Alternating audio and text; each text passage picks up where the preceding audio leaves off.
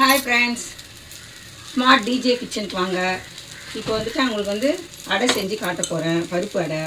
அதுக்கு வந்து உங்களுக்கு தேவையான பொருள் என்னென்னா 4 வித பருப்பு: துவரம் பருப்பு, உளுத்தம் பருப்பு, கடலை பருப்பு, சிறு பருப்பு.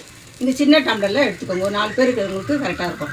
இதே அளவில் ஒரு 4 எல்லாத்துலேயும் ஒரு டம்ளர் போட்டுட்டு 2 டம்ளர் புழுங்கல் அரிசி போட்டுக்கோங்க.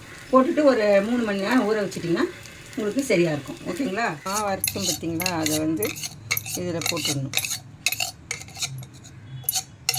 வதக்கியும் போடலாம், அப்படியும் போடலாம்.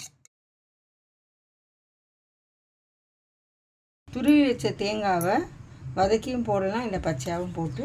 அப்புறம் நீங்கள் என்ன பண்ணுங்கள், உப்பு போட்டு ஒரு பெரிய வெங்காயமாக, சின்ன வெங்காயம் இருந்தால் 2, பெரிய வெங்காயம் இருந்தால் 1, கறிவேப்பிலை, கொத்தமல்லி,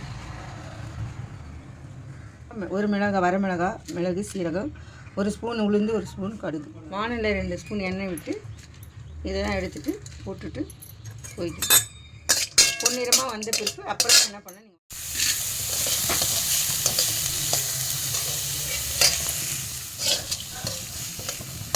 இப்போ என்ன பண்ணால் அடுத்து வெங்காயத்தை போட்டு பொன்னிறமாக வறுக்கணும்.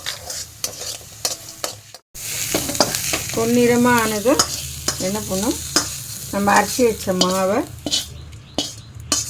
போட்டுட்டு, இப்போ அந்த மாவில் எல்லாத்தையும் போட்டு கலந்து வச்சாச்சு. இப்போ கொஞ்சம் எண்ணெய் தடவிட்டு இதை ஊற்றணும். உங்களுக்கு தேவையான அளவு எண்ணெய் ஊற்றிக்கணும். முறுமுறுன்னு நல்லா செவந்து வரும். இப்போ பாருங்கள், நல்லா முறுமுறுன்னு அடை ரெடி ஆகிடுச்சு பாருங்கள். சூப்பரான அடை.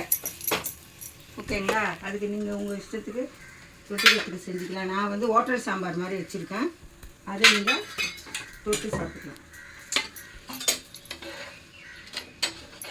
சூப்பரான அடை ரெடி.